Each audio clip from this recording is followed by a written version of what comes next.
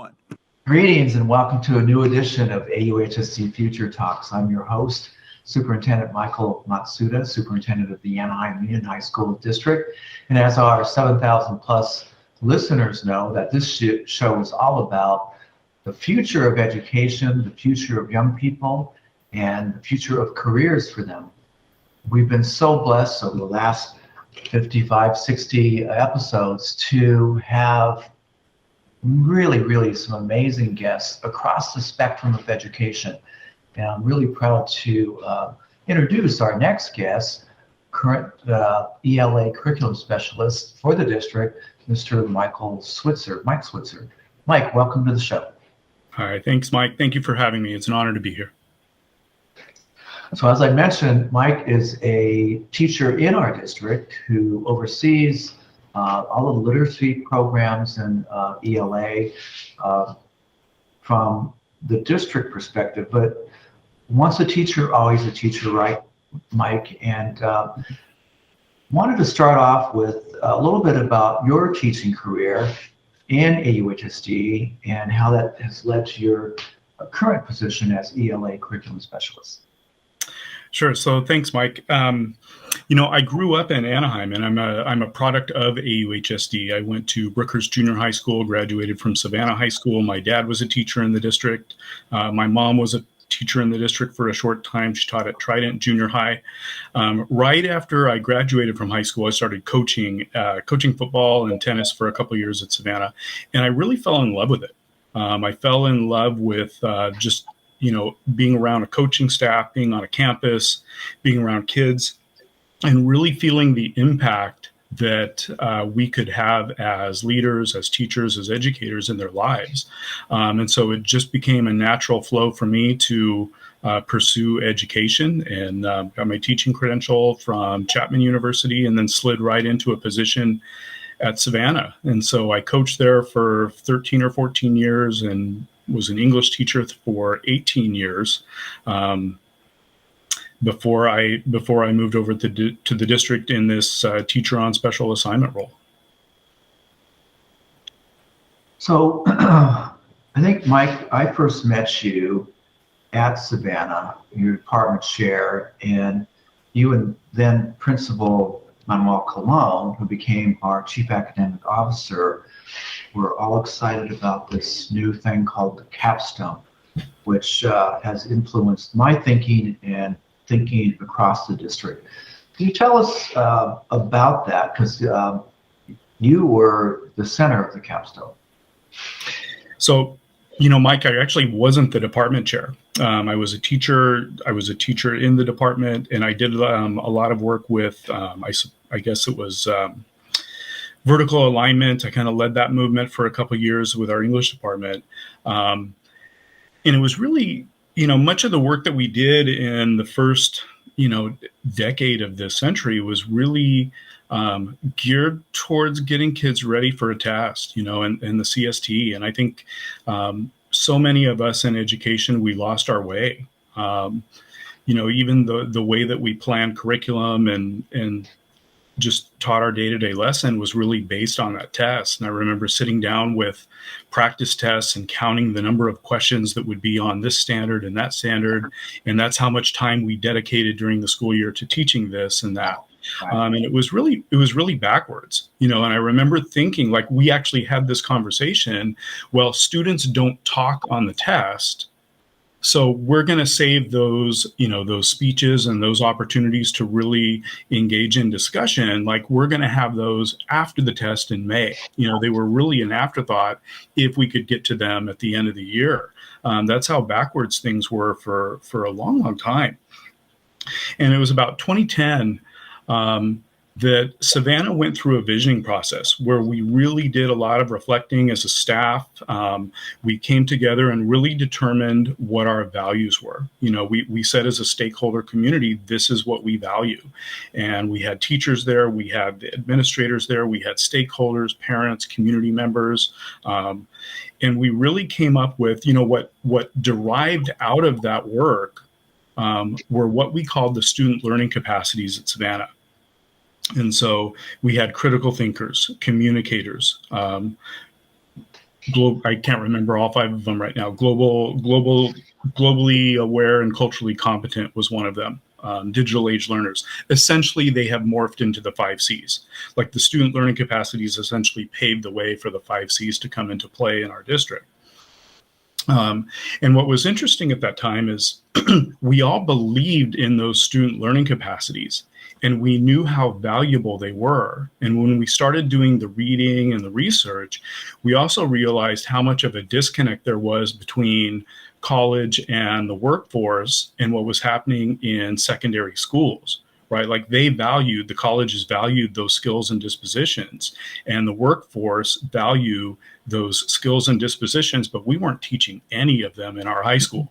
You know, they were on the wall, they were on a poster, but we weren't really intentional about the way that we were teaching them in the class. So Savannah High School had a senior project for many years, and it was a great project. Kids did research on a certain subject, on a certain career, gave a PowerPoint presentation in front of a panel, and there was a lot of value to it. But it ran its course. After, I think, 7 or 8 years, it ran its course, and we were ready for something different. And so we really seized that opportunity to think this would be, you know, we're looking for something different. We had a great energy at Savannah after we did the visioning work. We knew what we valued. We just needed to find a way to measure it. And so for us, we developed our Capstone program, Capstone Portfolio, Capstone program. And for us, it was really the way that we figured out how to measure what we valued. And so the first year, I want to say it might have been 2010 or 2011, I can't remember. I did it as a pilot with my senior English classes. The next year, all seniors did it. And then we realized this isn't something that should just be happening their senior year. It should be happening from the day they walk on the campus. So it then became a 4-year program. And really, our ninth graders are introduced to the learning capacities and that whole process early in their stages at Savannah. So that's really how it was born. But we really felt that it was that portfolio structure that was going to take it to scale, make it school-wide, and really provide the space for kids to think about their best work, to talk about the student learning capacities, the 5 C's, to articulate those ideas, and really have a space for reflection. So meanwhile, I'm at the district, and I am the coordinator of professional development, and I'm also very involved with a statewide and national group called P21, the Partnership for 21st Century Education. And at that time, I was able to convince the powers that be in the district to support the P21 initiative, which, as you said, was very much in line with the original student learning capacities in the Capstone. So you had a parallel sort of forces going on from the district-wide, but Savannah was, I think, way out in front of the other schools in terms of like making the P21 sort of a reality. The other piece too is you had increasing sort of student unrest out in the community, right? And that sort of culminated in, unfortunately, a lot of civil unrest after some police shootings in 2012, 2013. So a lot of convergence. The other big convergence was the Governor Brown signing the legislation for the Common Core. So all this stuff happening around that time, 2011, 2012, 2013. And that's when I first started to learn about what was happening at Savannah. It also underscores the importance of the principal at Savannah, right, in allowing sort of this bottom-up, authentic instructional movement to happen.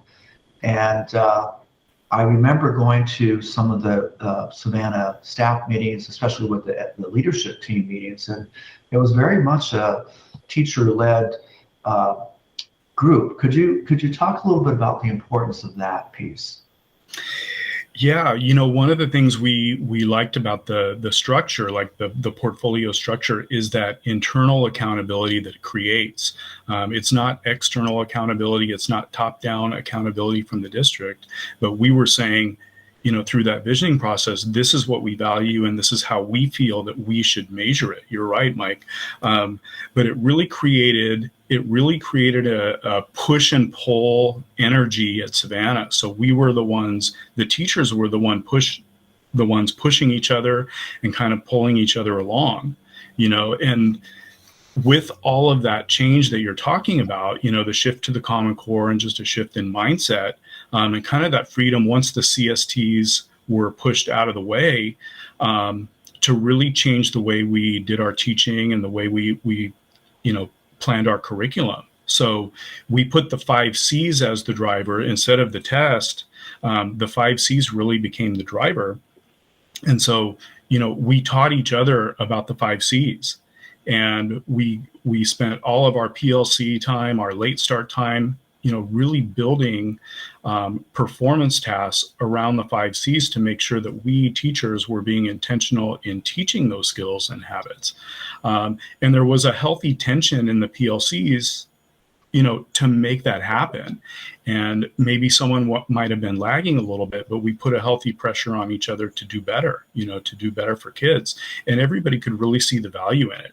If you've ever been a part of a capstone interview and you hear the kids talking about their learning, you understand the value of it. You don't need a superintendent telling you how valuable this is. You see it yourself. It's transformative for the kids and for the school. I mean, so much of this is rooted in the school culture. Yeah. So could you define what is the capstone? And it happens in the senior year, right about graduation time. I mean, they've been building up to it over 4 years. So what happens during that final exit interview? Okay, so the program, the capstone program, really culminates with what we call a showcase interview at Savannah. And each student is dedicated about 20 minutes to spend time with a group of adults, a panel of adults, and really talk about his or her learning.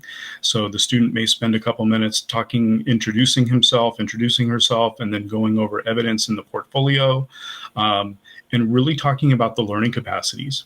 Okay, so in AUHSD, we can think of those as the 5 C's. So in this document, this is how I demonstrate that I am a collaborator. This is what it means to be a high-functioning communicator. This is what it means to show character and compassion. And they present that evidence to a panel.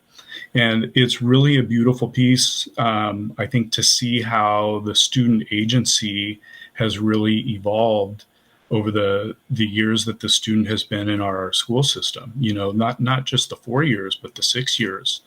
You really see how the student has developed a sense of belonging, and a sense of purpose, that efficacy, like, I can make a difference. This is what I did at Savannah. This is my plan moving forward. And this is how I'm going to make a difference in the world.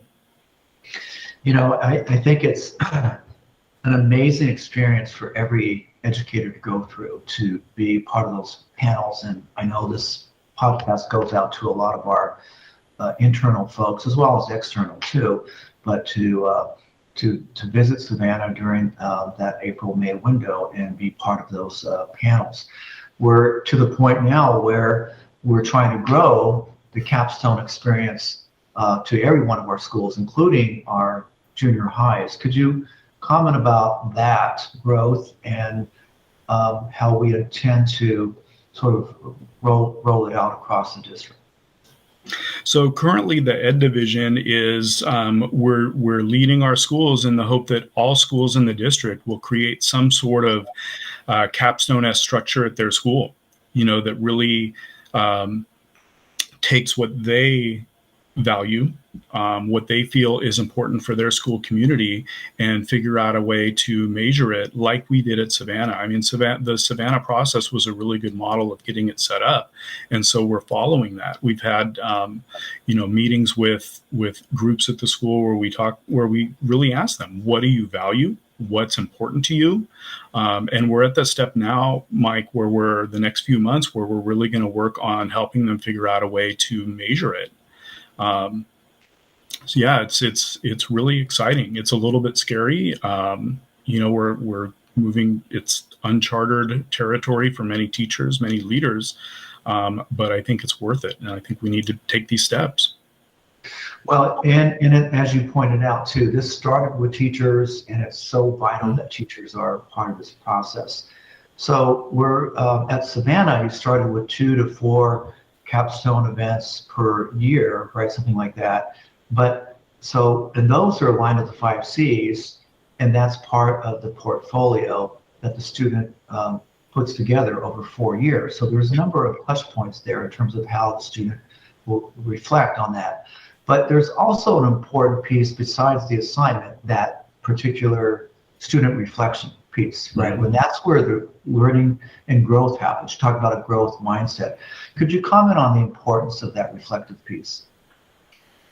Yeah, so with the Capstone portfolio, what we had students do is for each performance task that they submitted, they completed a reflection handout. And in that handout, they were asked to really talk about their learning in the process and really reflect on the development of our 5 C's, of those habits and dispositions. The research shows that when humans reflect, we make deeper connections with the content. It leads to better transfer. So if I'm reflecting on communication and collaboration, what that's going to do is lead to stronger skills as I move forward in my educational career and as I move from class to class, grade level to grade level. And when I go to post-secondary school or a career, those skills have a better chance of sticking if I take the time to intentionally reflect on them. It's interesting that with reflection, the learning is the learning. Rather than just learning about content, we're learning about the learning, and there's something really powerful about that. Research studies have shown that reflection leads to agency. It leads to student agency and efficacy, and really a belief that I can set these goals and I can make them happen. And so, what we have found in AUHSD is, things that are really hard to measure, we need to have kids reflect on, and we need to have them talk about it. We need to have them self-assess it. They need to write about it. They need to think about it. They need to talk about it. And so, when it comes to the 5 C's, that is just a huge component. Tying it to reflection is going to be a huge component moving forward. As Kelly Gallagher has said so many times, it's the writing process. To become a better writer, you need to write, but that doesn't necessarily mean that the teacher needs to read everything, right? Because that's always been the tension. Mm-hmm. Because to measure qualitative work, sometimes it takes more time. And so the challenge has been, how do we make this an efficient process? And fortunately, we have a major partner in Cadence, this learning management system that's capturing a lot of the stuff and allowing teachers to become more efficient. Could you talk a little bit about the promise of this technology learning management system and what Cadence might be able to do for us? So, we're very fortunate. We're AUHSD. We're fortunate to have such great colleagues and partnerships that we do. You mentioned Kelly Gallagher, and his work has been so influential in our district. And yeah, Kelly has always said students should be writing 3 to 4 times more than we can read. It's just impossible for teachers to keep up with the amount of writing that students should be doing. So yeah, I completely agree with you there, Mike. And we believe that with the technology that we have and the way that things are growing, that a lot of the work with this could potentially be captured through artificial intelligence. And if we do the right front loading and thinking and preparedness for it, we feel that AI and eCadence can help us capture really how well our students are developing these skills and traits that are, kind of abstract and hard to capture. So yeah, it's really exciting. Speaking of Kelly Gallagher and others that have influenced us and you in particular, his latest book, I just happen to have it in front of me, for Mm-hmm. Essential Studies, postulates that, hey, we don't necessarily have to stick to traditional writing. I know we're way past the 5-paragraph formulaic writing, but he's talking about spoken word, and he's talking about digital creating videos and all kinds of ways in which students can express themselves through this new type of essay. Could you comment a little bit about what that might mean, and what, again, allowing teachers this opportunity to really go deep with literacy? Well, going back to what we talked about with the student learning capacities and the 5 Cs, we discovered, I don't know that it was a discovery, but it was, 10 years ago, we realized how disconnected our teaching and learning was with the real world. And when you look at what people are being asked to write now, and to write, WRITE, and how they're being asked to write, I think much of the work that we're doing in schools, there's a disconnect there. One of Kelly's 4 sections, Kelly and Penny Kittle, that they write about in this book is really the digital text. And maybe, let's reflect and let's really think about the types of things that we're asking students to write. Because it just doesn't make sense that we're asking them to do these things in high school, and then when they get to college and they get to life, they're doing something completely different. So let's really look at what we're doing, and let's change it if we need to change it. I think what's impressive, Mike, with the work that you've done and the teacher leaders across the district, is that we've totally unyoked from any sort of standardized writing or testing. Yet our standardized tests, the SBAC test, mm-hmm. and literacy and ELA have risen. What do you attribute that to? Well, my feeling is, the emphasis that we have put on the 5 Cs and those habits and traits, my feeling is if a teacher is focusing on the 5 Cs and students are really learning the 5 Cs, they're learning whatever content that they're learning at a deeper level. So whether it's something that they're writing or something that they're reading or social studies or health or science or whatever, I think if that content is taught through the 5 Cs, they're going to learn it at a deeper level, and there'll be a deeper level of engagement in what they're doing. And through the writing journey, right across the curriculum, which you guys have been leading for how many years now? So, mm-hmm. And I think that says a lot about our district, in that these test scores are going up, even though we're not teaching to the test. Yeah. And, the one thing Kelly's done so much for our district, but he's the one that really spearheaded the writing journey, right? Like about 10 years ago, I think. And that idea that we should be giving kids opportunities to engage in literacy, reading, writing, speaking, listening, throughout the content areas. It shouldn't just be happening in one class. It should be happening all over the place, with a combination of low stakes writing, where students can write and learn through their writing. So they're in science, they're doing low stakes writing, but they're still learning about science. They're still writing about science, and the same with the other subject areas.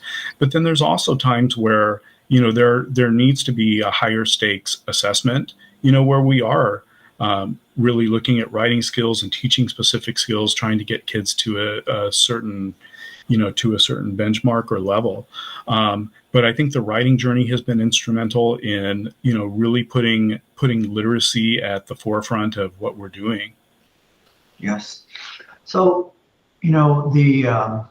I think there have been a number of books that you've brought to the table that have influenced our thinking, but another one that we talk about is street data, right?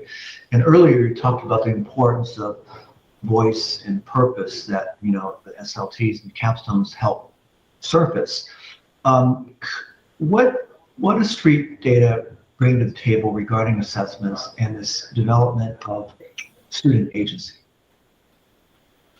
So, the authors of street data talk about really 3 different types of data. They talk about big data, satellite data, and then they talk about map data, and then they talk about street data, which is really the data that comes from non-traditional data sources, student interviews, driving around a neighborhood and really learning from the students. It's data that we capture really from the students and their voices. And when we take that approach, it really does lead to a sense of agency for the students where they discover a purpose in their learning. And the authors really define it through four elements. Define agency, the identity the concept of identity, like I have a place here, I feel valued here, a sense of belonging, mastery. So I'm in school and I'm learning these concepts and I feel confident about it. And really that piece of efficacy, like I can make a difference in the world. And if we were to think about it, if we were doing lesson design and we were to put those four pieces at the forefront of our lesson, like we wanted those four pieces to be the outcome, think about how powerful a school classroom could become. You know, our kids are still going to learn. Like I have full faith that our English teachers are going to teach English and our social studies are going to teach social studies, and the content's going to be delivered and kids are going to learn it. But imagine if we had that approach where we put those pieces in front, you know, like in addition to these, we're going to teach the content, and not in addition to my social studies content. I'm hoping that I develop a community. I'm hoping that it leads to student agency. But what if we made those our goals? Think about how powerful that could be for kids. And what I love talking to you, Mike, because you're a big thinker. You're always synthesizing, and you're looking at things from different angles and how it might apply to instruction. But also too, I've learned from you in terms of how the teacher looks at things and how, you know, any of these things from Kelly Gallagher and Penny Kittle's work to this concept of street data, how it needs to be framed for, you know, the teacher in the classroom. In the closing minutes, could you talk about the framing of these things, and whether it's the reflection piece or any of these things that you'd like to talk about, but how important that is from the perspective of the teacher in the classroom? Framing the reflection for students? Framing some of these big ideas that many teachers already are doing, that they're open to, but I think what the key to the success of the curriculum specialists, and you in particular, you're really good at framing for the teachers, and just, you know, just why that's so important in terms of transforming from doing things one way to a different way. Well, I think the most important thing, anytime we do anything, I think the most important thing is to really frame the why we're doing it. And, you know, to go beyond that, Mike, I think the participants and everybody else needs to explain why we're doing a certain thing. You know, so if we were to go in front of a group of teachers and say, hey, you're all going to give your kids this reflection, and here's why you need to do it, I don't think that's a successful strategy. But I think that the teachers would need to see the reflection and maybe tell me why we should be doing it. You know, I think there's just something more powerful about that. And I don't even want to use the word buy-in, because it's not like we're selling something. But I think getting our participants, whether it's teachers or whether it's students, to really articulate why they're doing something, that's the first step. And I think that's the most important step for any process, is really defining that why. You know, and you're speaking from experience, because, you know, we started this conversation with sort of the beginning and the roots of the capstone and how that was sort of the ground up. Teachers asking why, ultimately, what is the purpose of a high school education at Savanna High School? And I think that has been the missing question for so many of us in education, because we've been told, right, through standardized testing, well, this is your why. And we knew intuitively that that's not going to get us there. You know what, Mike, on behalf of all of our kids and our staff, we're so grateful to leaders like yourself who are asking us why. And this is the time for all of us to ask that question as we move forward in the AUHSD. Thank you so much. Thank you.